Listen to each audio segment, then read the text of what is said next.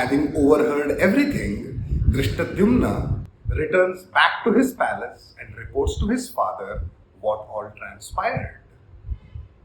Very happy that his long cherished dream has been fulfilled and Arjuna was able to win his daughter's hand, Drupada sends a messenger to the hut of the Pandavas. The messenger informs Yudhishthira that Drupada is now aware, or at least suspicious of their identity and is very interested to bring them back to his palace and is excited about how his daughter is going to marry Arjuna, who won her hand in the Swayamvara. At this, Yudhishthira tells the messenger that even though Arjuna might have won Draupadi, it is now their decision on whom she is going to marry, and they have decided that all 5 brothers are going to marry Draupadi. And Drupada or anyone from Panchala no longer has any right to question or interfere in this decision.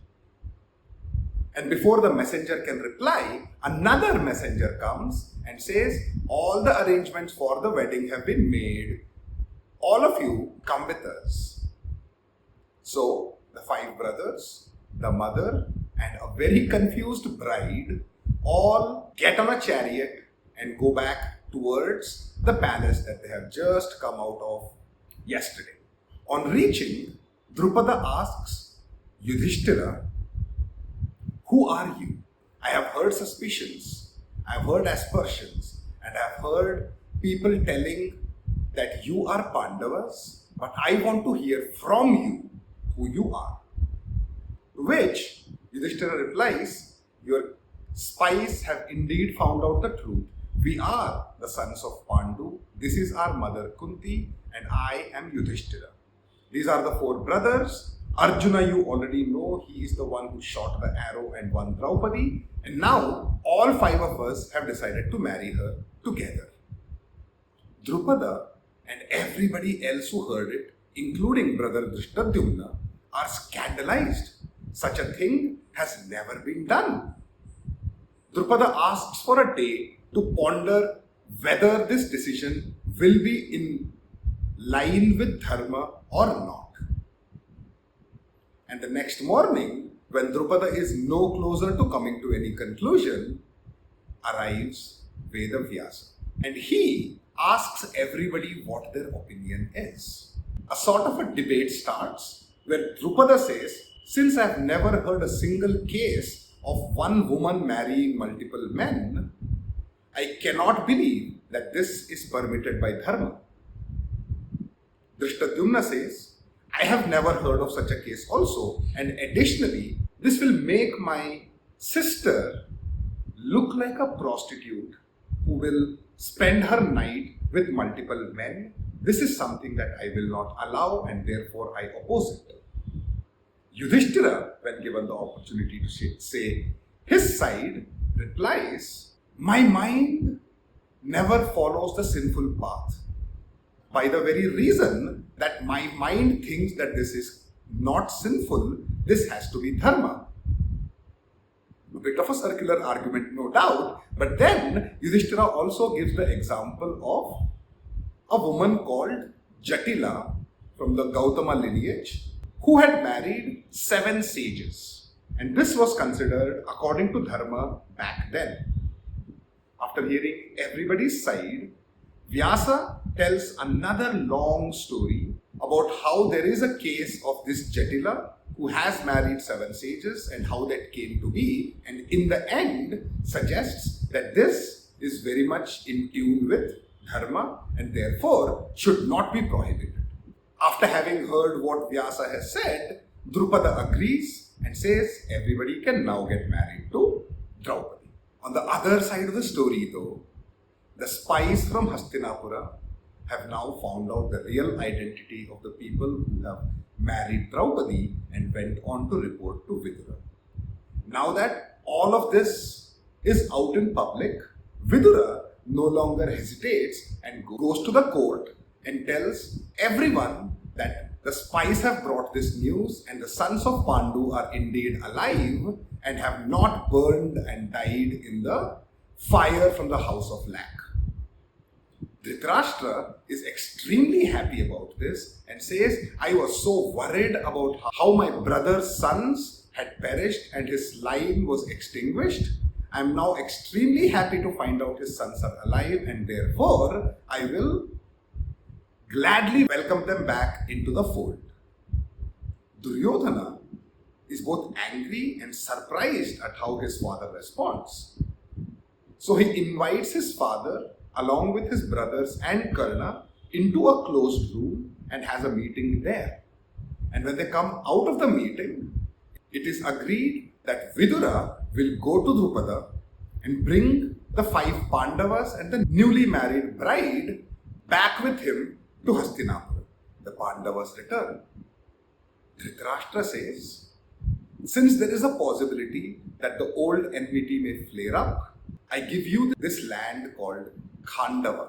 Go there and set up your own kingdom. Duryodhana doesn't like this one bit, but does not object in the moment. This Khandava happens to be a barren land and is covered by a large forest called Khandava Vana. But with the help of Krishna from Dwaraka, the 5 brothers are able to clean up that land, build a beautiful palace, settle a city, start attracting people, and create a kingdom that is one day going to go on to take over the world. How did they clear this patch of forest and turn a barren land into a great kingdom? Well, that's a story for another day. So, what happened in that closed room meeting? Duryodhana took his father, his brothers, and Karna into this room. He chastised his father almost and said, I cannot believe it. You are happy and celebrating that we found the Pandavas are alive? Is that not a great loss for us that we may now have to divide our kingdom with them? Dhritarashtra says, well, since Bhishma and Vidura and Drona and others were present, what else could I say? Of course I am as upset as you, but I lied. I don't want them any more than you do. What do you suggest now? To which Duryodhana starts suggesting a series of plans on how to solve this problem, and Karna has a reply for why each one of them cannot work. Duryodhana says, let us bribe Drupada, give him lots of riches and make sure that he abandons the Pandavas. To which Karna says, Drupada has more than enough money and there is no price that you can buy him for. That's a wasted effort. Duryodhana now suggests, let us create conflict between the sons of Kunti and the sons of Matri. 3 versus 2, and if one of them dies, the others will break apart and will no longer be able to hold a united front against us. To which Karna says, they do not think of themselves as stepbrothers at all. They have grown believing themselves to be real brothers, and there is no way a conflict can be created.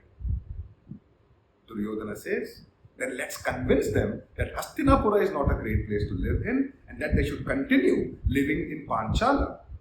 Karna says, these brothers can never be convinced that they should abandon the land of their parents and go live in their in-laws' place. So that is never going to happen. Duryodhana then says, how about if we incite Draupadi? We create suspicions in her mind, create a fight between her and the husbands. And if the husbands start fighting amongst themselves because of Draupadi, that's a win for us also. And Karna says that will never happen. Kunti will ensure that they stay united.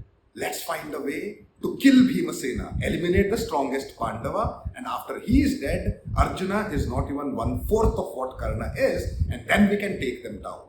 Karna says, you've tried 1,000,000 times to eliminate Bhimasena. That has never worked. And now he's stronger and more powerful. Don't waste your time. How about if we go and bring them back, says Duryodhana, and along the way, dacoits in our hire, attack us, and only take down the 5 Pandavas. We can help the dacoits along as well. Who is to suspect us? And Karna says, Bhimasena alone will first kill the dacoits and then kill all of us. Do not be foolish. And after every idea of his is dismissed, Duryodhana angrily turns to Karna and says, what do you even want to do? And Karna says, do not fight like cowards. Fight like brave people. Let's go on an all-out war with the Panchala kingdom and along with Drupada and Drishtadyumna and everyone else, eliminate the Pandavas then and there and be done with this once and for all. Now Dhritarashtra is scared and he says, we can't do any of this. Let's find a way to postpone this decision to a later date. Let's go out of this closed room and announce that we are all happy with it and that Vidura should go and fetch the Pandavas back from Panchala to Hastinapura. And now we know what happened in the closed room.